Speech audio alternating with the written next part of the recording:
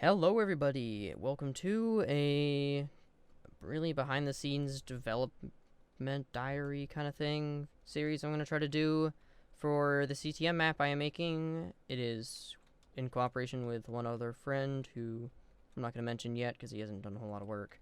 But yeah, my goal in this series is to show you guys a little bit of how I'm making the map, how it's coming together, get you guys excited for it obviously. And yeah, so this map is made with mods. It is on the Bevo Tech Pack. Yes, the 1.7 version. I think version 10 came out today, so I just updated the server to it. Yeah, so the goal of the map is to be a just CTM map, complete the monument with nice stuff in around. Yeah, it's a lot of mods that are going to be involved in the map. You can see there's not a whole lot of mods here because I'm not done with this area. This is the spawn area. Yeah, I'm not done with it. It's looking pretty nice though. I actually really like it, but it's certainly not to where it needs to be for final map construction. I'm going to be adding some more like berry bushes and stuff because this is the spot where you'll spawn in. You'll have to punch trees, get stuff out of that chest. I'm not showing you. I'm not going to show any spoilers of the map, hopefully. I mean, you'll see what the areas look like, but I'm not going to show any techniques for how to beat the map, hopefully.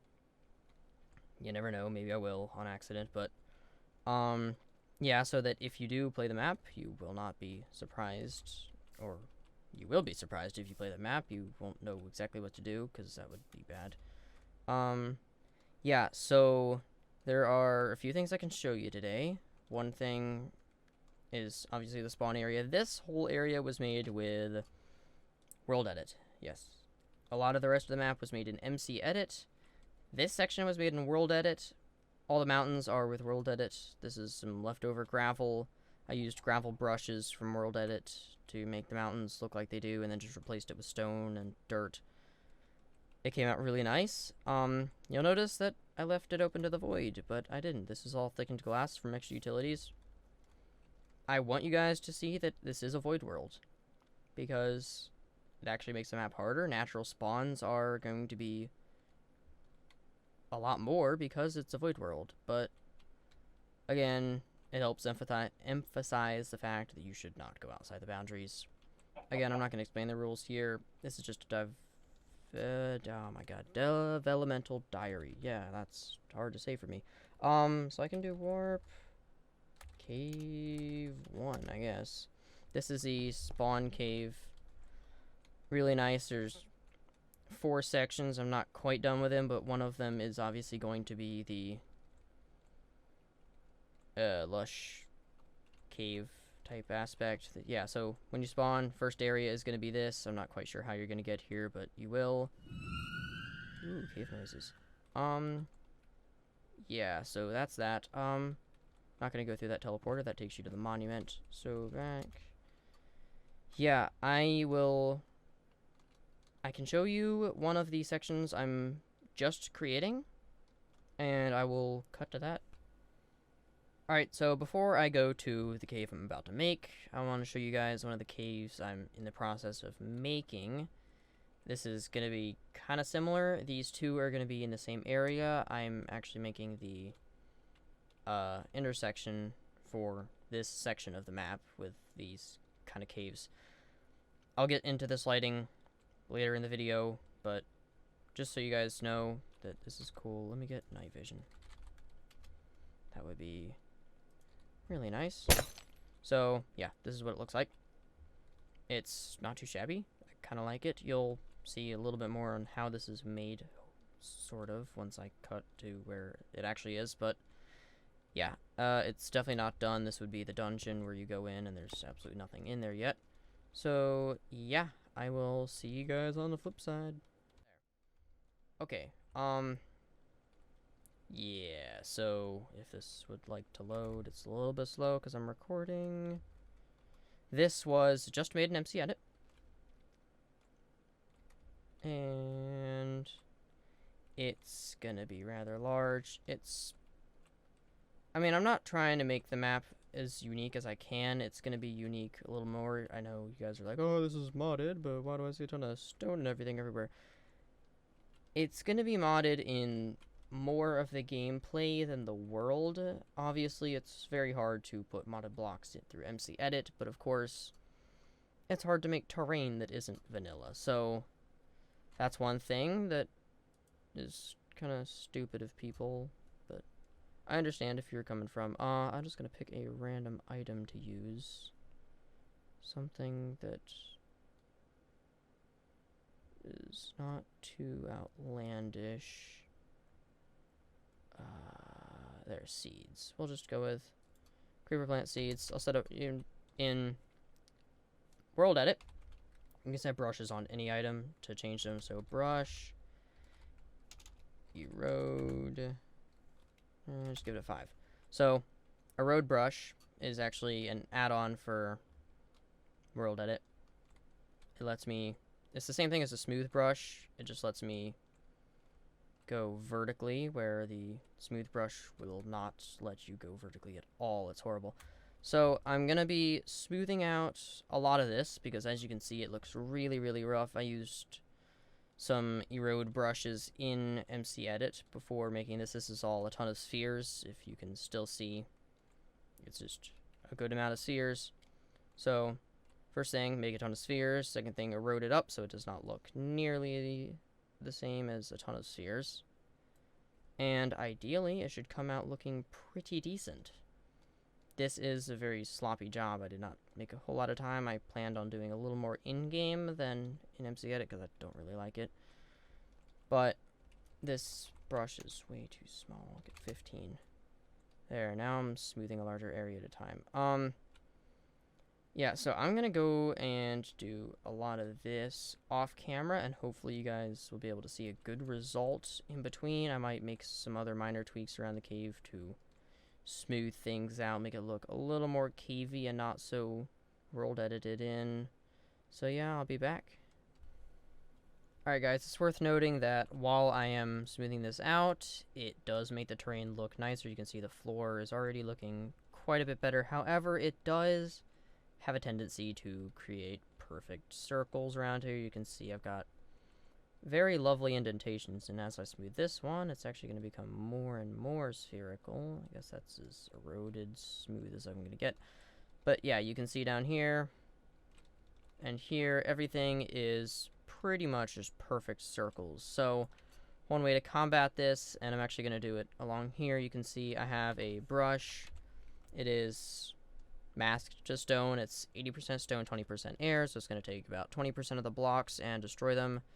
So that'll help roughen up the terrain. It's kind of like it's basically like setting off TNT, but way better way of roughing up terrain. It's probably gonna get smoothed over a little bit when I go back over, because obviously I'm not gonna leave it like this, but it is going to break up, especially as I spam it here. It's gonna break up the monotony of the terrain slightly, and I'm not gonna have perfect spheres here. Also gonna get along here. Try to get rid of that. I'm not using a full brush for this because I do want to retain a lot of this, and you can see as I smooth this back over, I'm gonna get quite a different terrain style just based on removing 20% of the blocks in an area. So fun little trick to do. I mean, obviously you can see already huge difference between what was here, something like that, and something like this. It looks, I wouldn't say more natural, but, well, yeah, I guess it is pretty natural. It's just definitely less even in there. As I erode this section up and smooth it out, it's gonna not be close to the sphere it was. So yeah, I'm working on that, and I'll cut back when I've got more work to show you or something else to talk about. Alrighty guys, so how does this look? It's coming along nicely in my opinion. Just gonna rough that up a little bit more. Alright, so yeah, this is good. I'm liking it. It's quite a bit better than the starting point. What is my render distance on 10 chunks? Okay, I won't mess with it right now. It'll mess up the recording. Yeah, so starting point is not going to be here, but I'm going to make this one first. Let's get your whirled-it wand. One there, one there. Expand, I don't know, like 60 east, I believe is the right direction. And then I can just set stone brick. And there we go. Alright, we've got a starting area. This is going to be the bridge. We're going to come in on this side. You can see my mini-map. This is the edge of the stone cube. But I'm going to start this platform. We're going to have intersection. There's actually going to be 4 sections per area, not 3 like you'd think. You're not actually going to start in one area. You're going to be teleported in. Yeah, we're using teleporters a lot. Yeah, so let me just expand again. Beautiful. Alrighty. So, give it 30. Stone brick. Oh, that was a pretty good eyeballing right there. Alrighty, so the other middle is going to be right about... Ugh. I guess that doesn't technically matter. Like, something right here is good.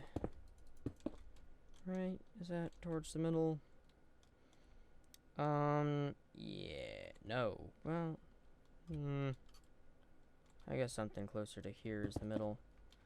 Alright, well, I'm gonna roll with that as the middle. So, I'm gonna finish the bridges, start working on entrances, and I'll be right back.